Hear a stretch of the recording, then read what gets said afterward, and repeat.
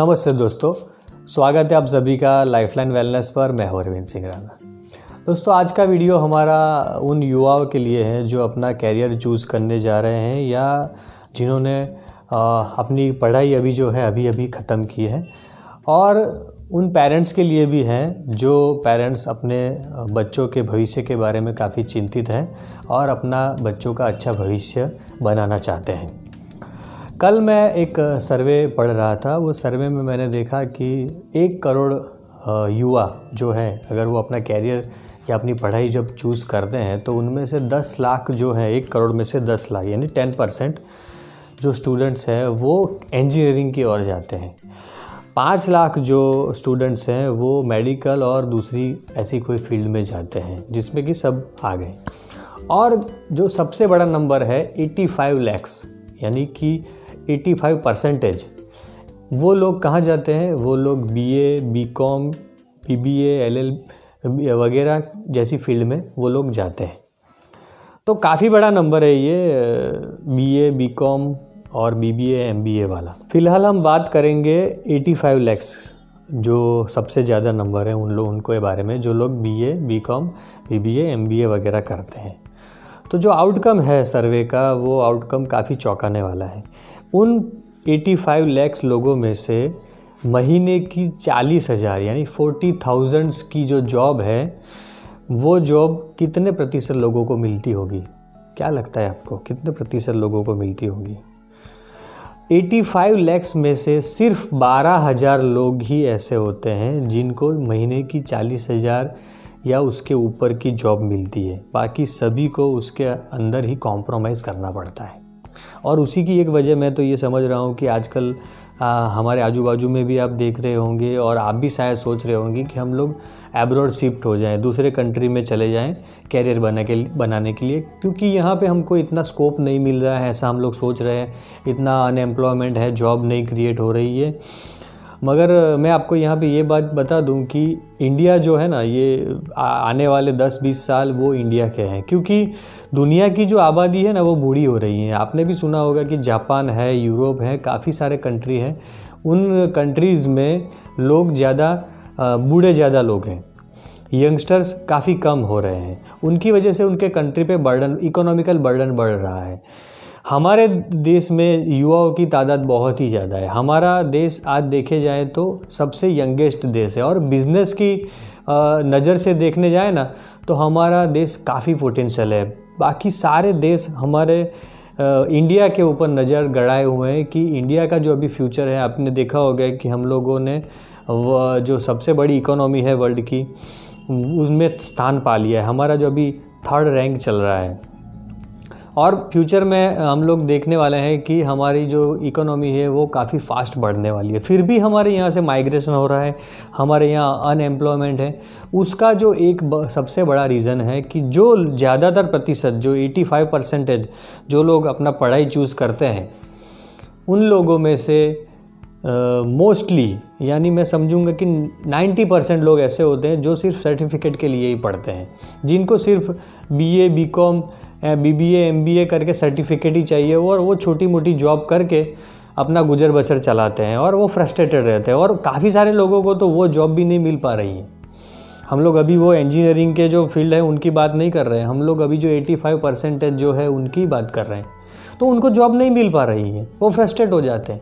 और इधर देखने जाए कि इंजीनियरिंग जो फील्ड है उसमें भी 10 लाख अगर जो स्टूडेंट गए हैं, उनको भी ऐसी कोई बड़ी जॉब नहीं मिल पा रही है, उनको भी कॉम्प्रोमाइज़ करना पड़ रहा है। क्यों? ये सब कुछ हो क्यों रहा है? उसकी वजह, सबसे बड़ी जो वजह मैं मानता हूँ वो कि हम लोग हमारी जो स्किल है उसके ऊपर काम नहीं कर रहे हैं। हम लोग सर्टिफिकेट की आस लगाए बैठे हुए हैं कि हम लोग भैया पास हो जाएंगे, सर्टिफिकेट लेके कहीं जाएंगे, फिर हमको सर्टिफिकेट देके जॉब मिल जाएगी। ऐसा नहीं है। और जॉब की क्यों बात कर रहे हैं हम लोग?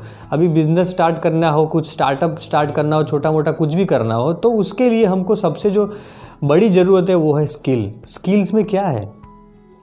कम्युनिकेशन स्किल है, जो ह्यूमन रिसोर्सेज की जो स्किल है, यानी कि एक आदमी को आप किस तरीके से ट्रीट करते हैं, आपके जो सराउंडिंग्स लोग हैं उसके साथ आपका व्यवहार कैसा है, आपके पास ऐसी कौन सी प्रॉब्लम सॉल्विंग स्किल है जो हाल के समय में चाहिए, अभी देखो सबसे बड़ी जो अपॉर्चुनिटी है वो वहीं पे है कि जहाँ पे प्रॉब्लम है आपके पास सॉल्यूशन है तो आप सक्सेस हो जाएंगे। मगर जो प्रैक्टिकल जॉब मार्केट है या स्टार्टअप है उसमें मैंने देखा है कि काफ़ी समय से बदलाव आने लगे हैं। अभी सर्टिफिकेट की वैल्यू उतनी नहीं रही है जितनी पहले थी। जैसे कि एक गेट पास होता है उसी तरीके से हम लोग उसको यूज़ कर सकते हैं।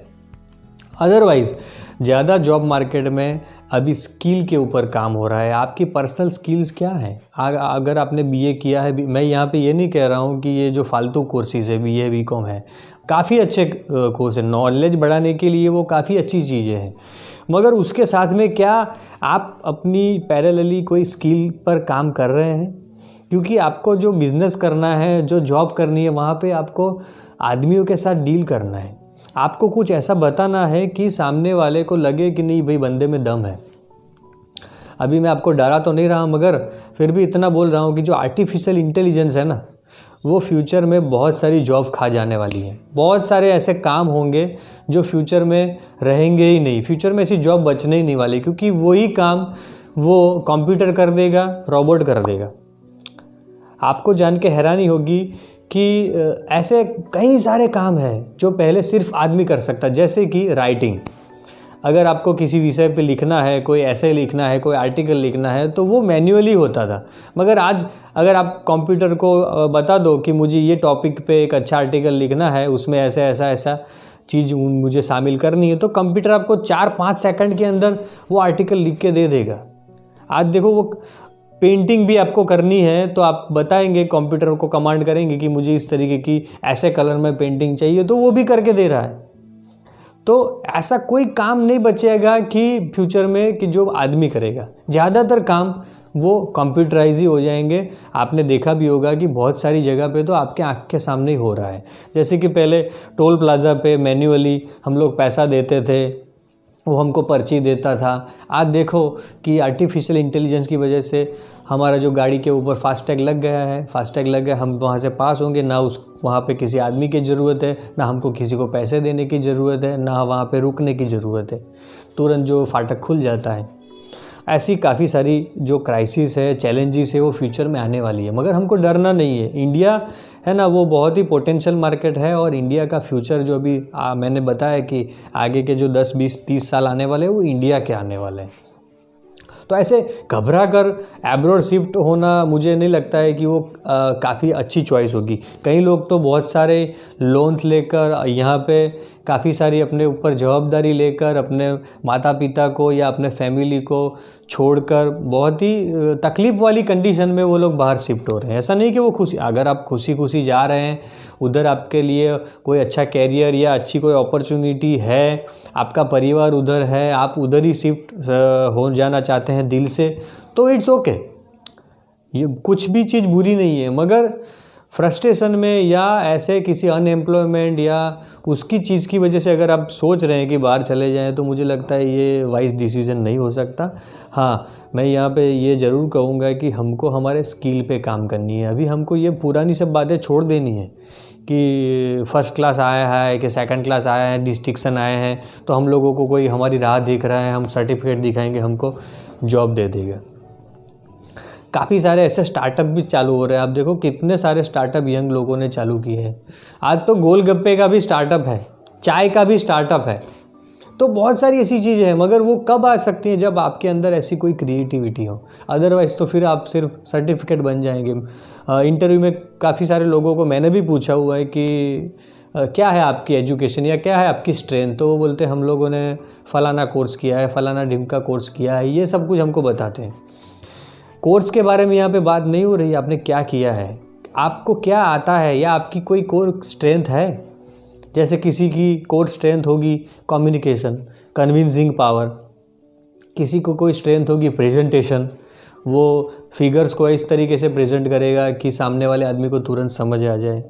किसी की ऐसी स्ट्रेंथ होती है जो आदमियों के साथ अच्छी डील कर सकता है, बार्गेनिंग कर सकता है, वैसी स्किल है। तो आपको वो सारी स्किल पे काम करना है, नहीं तो आर्टिफिशियल इंटेलिजेंस आएगा और सारी जॉब, सारी जो कैरियर है वो चौपट कर देगा। मगर एक चीज़ बच जाएगी, वही है कि आपके अंदर क्या स्किल है, आप आदमी के साथ में, ह्यूमन बीइंग के साथ में किस तरीके से व्यवहार करते हैं। जिसका व्यवहार स्ट्रांग होगा वही टिक पाएगा। तो ये एक चीज़ थी जो मुझे आपके साथ शेयर करनी थी युवाओं के लिए और पेरेंट्स के लिए। तो ख़ास मैं कहना चाहूँगा कि अगर आपके बच्चे में कुछ क्रिएटिविटी है तो उसको एनकरेजमेंट दीजिए। वो कुछ रिस्क लेना चाहता है, कुछ स्टार्टअप करना चाहता है तो उसको करने दीजिए, भले ही आपने ना किए हो। आपका जो ज़माना था वो अलग था। आप जो जिस ज़माने में थे वहाँ पे पास आउट होने के बाद में तुरंत नौकरी मिल जाती थी, या ऐसे इजीली कहीं पे भी गए, सर्टिफिकेट दिखाया, वो सर्टिफिकेट के बेस पे आपको अच्छी खासी जॉब मिल जाती। मगर हाल के समय में ऐसा नहीं है। हाल के समय में अपने आप को प्रूव करना पड़ता है, चैलेंज लेनी पड़ती है, रिस्क लेना पड़ता है। तो अपने बच्चों को एनकरेजमेंट कीजिए, तो अब जितना हो सके उनको सपोर्ट कीजिए। उनको कुछ करना है, स्टार्ट करना है तो उनको गाइड कीजिए। ऐसे कोई स्पेशलिस्ट के पास में लेके जाइए, उनके साथ उनको डिस्कस करवाइए, तो उनका दिमाग भी खुलेगा, उनको भी लगेगा कि सही में मुझे क्या करना है। अनएम्प्लॉयमेंट नहीं है, अनएम्प्लॉयमेंट हमारे दिमाग में है। बाकी अपॉर्चुनिटीज़ मार्केट में बहुत है, मैंने देखा है, बहुत पैसे कमाने की अपॉर्चुनिटी है, कैरियर बनाने की अपॉर्चुनिटी है। अपना पैशन को जगाइए। अगर पैशन कुछ चीज़ों में नहीं है तो उसको डेवलप कीजिए।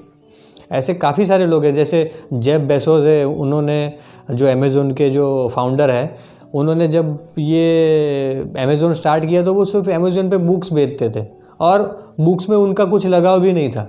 आज देखिए अमेज़न के पास कौन सी प्रोडक्ट नहीं है, सुई से लेके आज बड़ी से बड़ी प्रोडक्ट अमेज़न पे बिकती है। क्यों? क्योंकि उन्होंने उनके अंदर कुछ रुचि ली, कुछ इंटरेस्ट लिया और अपने बिज़नेस को डेवलप करने की ट्राई की। तो ये कहने का मतलब यही है कि अपनी स्किल के ऊपर काम कीजिए और जो लोग कर रहे हैं उनको थोड़ा एनकरेजमेंट और मोटिवेशन दीजिए। तो ये थी आज की बात। अगर आप इस चैनल पर नए हैं तो प्लीज़ ये चैनल को सब्सक्राइब कर दीजिए, ताकि आपको जो इस तरीके के जो टॉपिक है, मेंटल हेल्थ के ऊपर है, हमारी हेल्थ के ऊपर है, कैरियर के ऊपर है, रिलेशनशिप के ऊपर है, उस तरीके के टॉपिक के ऊपर हम जो चर्चा करें वो आपके साथ पास पहुंच सके। और इस वीडियो को ज़्यादा से ज़्यादा लोगों तक पहुंचाइए। जिन लोगों को इसकी ज़रूरत है वो उनको तो ज़रूर भेजिए, जिससे कि कॉन्सेप्ट क्लियर हो और आगे हम अच्छा अपने देश का भविष्य देख सकें। फिर मिलेंगे दोस्तों। Thank you very much.